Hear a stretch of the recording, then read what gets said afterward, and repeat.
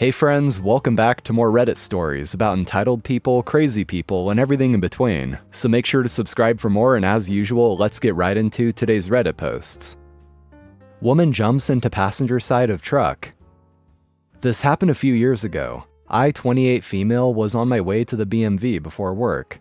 For some context, we have two major streets, Lane Avenue and Park Avenue in our city, with many residential streets that intersected both avenues. I was headed south from Lane to Park Avenue. My destination was on Park, on one of the intersecting streets, when a woman about 22 years old ran out in front of my truck. My truck was an old Ford that did not have automatic locks. I had barely stopped when she hopped into my truck, not even asking through my window for a ride or help. She got in and I told her to get out. She said she was diabetic and it was her birthday, and begged me to go back the opposite direction to her home. I told her no, I had to go to work. She said her boyfriend beat her up. She had not a single scratch or bruise, but I asked if she needed an ambulance anyway. It was 90 degrees outside and she claimed to be having a diabetic episode, and she begged me not to call. After a few minutes of her arguing, begging, pleading with me, and me saying no, I finally and forcefully told her I wasn't moving until she got the F out of my truck. At this point, she opened the door and jumped out. I started to drive away as soon as her feet hit the ground. She slammed the door shut and yelled through my window, "Oh yeah, well, I've just been stabbed." And when I looked in the rear view, she was waiting in the road for the next car. I called 911 and told them what had happened and where she was.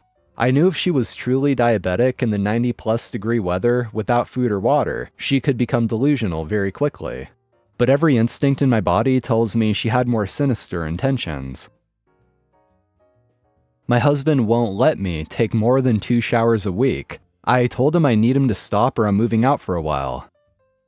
This is the weirdest thing my husband has ever done. He really is a sweet and loving husband and I love him more than anything. Divorce is not an option, just to put that out there before the comments come in. My husband has always been a little out there. He is a computer programmer and super smart, but also believes all sorts of things, both real and conspiracy. Lately, he has been very worried about the environment and global warming. About 2 months ago, he got real worried about water. Yes, water. He is concerned about the quality of water. He put in a new filter system in our house, which I actually love because it tastes so much better. But he is also concerned about how much water we use, not because of money, but the environment. He created a new rule that we can only take 2 showers a week. Now I'm someone that likes to shower every day before bed. I just don't like feeling dirty in bed. This has created the most conflict in our marriage in 20 years. He is obsessed with the amount of water we use. At first, I just ignored his rule, but he would shut off the hot water while I was in the shower. I started trying to use the shower at the gym, but it's too much work to go every night with having kids. I honestly thought he would get over this within a month, but he is stuck on this still to this day. Last night I really wanted to shower, but had quote, hit my quota, as he says. I said I'm showering and that he better not do anything. About 2 minutes in, the hot water turned off. I grabbed my towel and went down and started yelling, telling him this is the dumbest thing he has ever done. I also told him I'm moving to my parents if he doesn't stop this. Guys, I love this man, he is everything to me, but I can't take this anymore. Am I going too far in threatening to move out? Now, if someone wants to make the personal decision to start conserving water for environmental reasons, then sure, nothing wrong with that at all if that's what they want to do. But to also force other people to live the same lifestyle as you is honestly just asking a bit too much. Especially because they've been married for 20 years. And just because one day he decides, you know what, I'm going to start conserving water for the environment, he also decides for his family that they're going to do it too, no matter what. That'd be like if OP decided to become vegan, and then all of a sudden she doesn't let her husband have any meat or animal products. And someone in the comments also asked if the kids can shower daily. And OP says no, but it's 2 boys, 12 and 14. They wouldn't shower at all if I didn't force them to. But that still makes it worse that their kids are subject to the same rules. Making these personal choices for yourself is one thing, but then also deciding that the entire household needs to do it as well, and even enforcing it in the way he is, shutting off the hot water, is just going way too far. Woman tries to lure 10-year-old me into her house. I was about 10 and a Cub Scout. Every year to raise money, my troop sold popcorn, usually door to door. A leader or one of our parents would follow us in his car and drive us to different neighborhoods, so we weren't completely alone while doing this. Often, though, there weren't enough volunteers to chaperone, so the adult would wait at the end of the street and check up on us every 20 or so minutes. I knocked on the door of this house, and a woman answered the door but didn't fully come out. Instead, she cracked the door open and looked at me and spoke to me through the crack. This wasn't particularly odd, as most people weren't sure what we were here for at first, but the way she looked through the door was different. I somehow didn't notice anything off at the time, but her face was only half exposed and completely horizontal, which meant she was standing completely behind the door for some reason. I started going through my standard sales pitch, going on about supporting the troop and how high quality the popcorn was, but she stopped me and said in a low voice, "Oh dear, why don't you come inside and tell me more about it?" Thankfully, I was a big fan of scary stories as a kid, so alarm bells started ringing. I asked her why she couldn't come outside, and her reply in the same low tone was, "I have cancer, I can't go outside."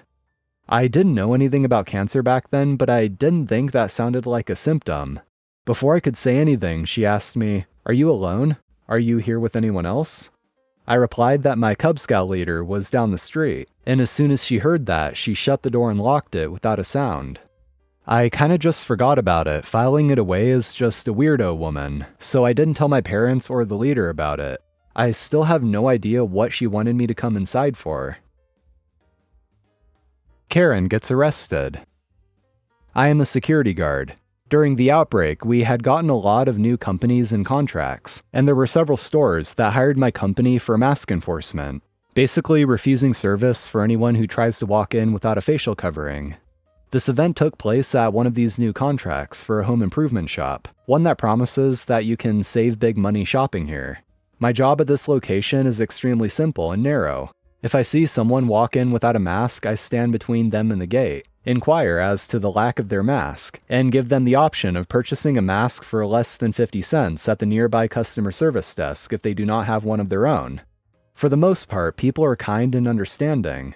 Many of them apologize, saying they forgot, and quickly dig out a mask from a pocket or a purse, and on they go about their way. One day, however, I met the Karen.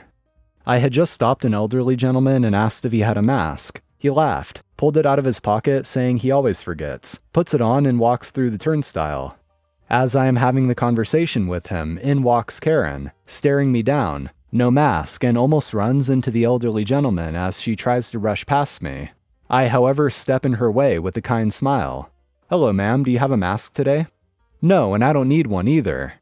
"I am sorry, however, the store policy states that everyone is required to wear a mask. If you need one, you can get one over there," pointing to customer service desk, "for just 42 cents. "I just need a washing machine, where are they?" "I don't know where the washing machines are, however, I can't let you pass this point without a mask." During this time, Karen tries to walk around me multiple times. I keep stepping in front of her, keeping my hands low and calmly repeating, "You need a mask." "You obviously work here, and I don't like your attitude. Either tell me where I can get a washing machine or get the hell out of my way." Pointing to a customer service employee, I say, "She will be more than happy to help you find what you need, as well as sell you a mask so you can shop here." At this point, the employee realizes that something isn't right, as for the most part as a guard, I smile and wave, pace, and don't really interact with customers. So when I am no longer smiling, standing still and speaking with the customer, this usually means that something is going wrong. So the customer service employee says, "Hello, what can I do to help you today?" I want a washing machine and he refuses to tell me where they are. He just keeps getting in my way and telling me to wear a damn mask. I'm sorry, but he does not work within the store. His job is just to enforce the mask rules. I would be more than happy to help. Do you have a mask today? No, I don't have a mask and I'm not wearing one. Some long-winded rant about HIPAA and civil rights. Well, ma'am, he won't let you in without a mask, and unless you have one, I would be unable to assist you in getting the washing machine you want. I've had enough, get me your manager.